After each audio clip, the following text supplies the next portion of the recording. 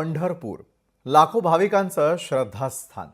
पांडुरंगाच्या दर्शनासाठी महाराष्ट्रासह संपूर्ण देशभरातून भाविक पंढरपुरामध्ये येत असतात। मात्र भाविकांना पंढरपुरामध्ये आल्यावरती अनेक समस्यांचा सामना करावा लागतो आणि म्हणूनच पंढरपूरच्या विकासासाठी मुख्यमंत्री देवेंद्र फडणवीसांनी कॉरिडॉरची घोषणा केली आहे। मात्र याला आता स्थानिकांनी विरोध केलाय। पाहूयात पंढरपूरमध्ये नेमकं काय घडलंय या आमच्या स्पेशल रिपोर्टमध्ये।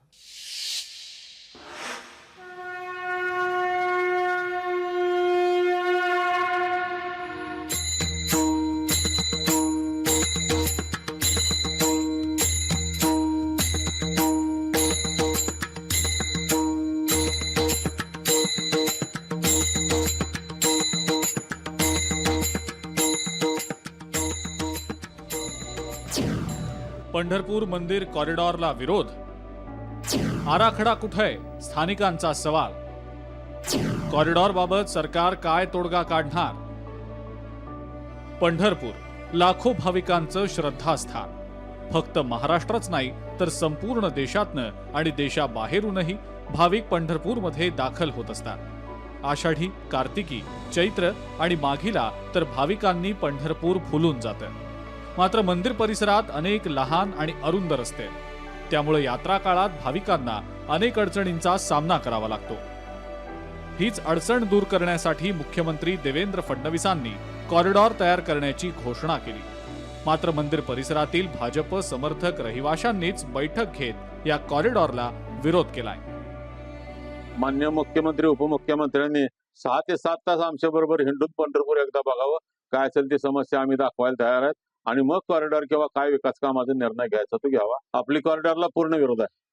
कॉरिडॉरला पूर्ण लोकशाही मार्गाने विरोध आहे। लोकशाही मार्गाने जर काम होत नाही असं दिसलं तर आम्ही न्यायालयाचे दरवाजे ठोठवायला मागोपुढे बघणार नाही।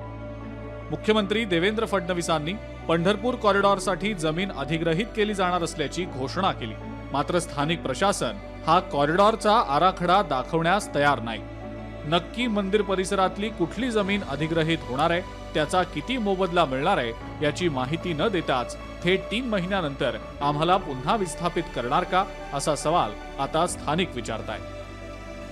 मुख्यमंत्री महोदयांनी तातडीने हा आराखडा जो आहे तो जनतेसमोर ठेवावा, जनतेशी खुलेआम चर्चा करावी, नंतर प्रकल्पाला हात घालावा, ही आमची पंढरपूरकर म्हणून विनंती आहे। या प्रकल्पाची चर्चा चालू आहे, पण प्रत्यक्षात आराखडा काय समोर येत नाहीये। ज्या दिवशी आराखडा समोर येईल त्या दिवशी आमची भूमिका स्पष्ट करू। स्थानिक रहिवाशांचा विरोध वाढत असतानाच आता शहरातल्या नागरिकांनी मात्र विकासाला महत्त्व दिलंय। योग्य मोबदला आणि पुनर्वसन करून कॉरिडॉर होणार असेल तर कुणीही विकासाच्या आड येऊ नये असं म्हणत त्यांनी पाठिंबा दिलाय। कॉरिडॉर झालेले अतिउत्तम, चांगलेच आहे। जसं उज्जैन वाराणसी या धर्तीवर तसंच झालं पाहिजे। पण जे घर बाधित, मंदिर परिसरातील घर बाधित होतात त्या बाधित लोकांना योग्य तो मोबदला आणि त्यांचं पुनर्वसन योग्य त्या ठिकाणी झालं तर कॉरिडॉर ही सर्वांची इच्छा आहे, आमची पण इच्छा आहे। खरं तर शेकडो किलोमीटरची वाट तुडवत भाविक पंढरपूरमध्ये येत असतात। मात्र पंढरपूरमध्ये आल्यावर भाविकांना अनेक अडचणींचा सामना करावा लागतो। या सगळ्या समस्या दूर व्हाव्यात अशी भाविकांची अनेक वर्षांपासूनची मागणी आहे। त्यावर उपाय म्हणून मुख्यमंत्र्यांनी पंढरपूर कॉरिडॉरची घोषणा केली। मात्र त्याला स्थानिकांचाच विरोध होतोय। त्यामुळे सरकार आता यावर काय तोडगा काढणार हे पाहायला हवं। अभिराज उबाळे, लोकशाही मराठी, पंढरपूर।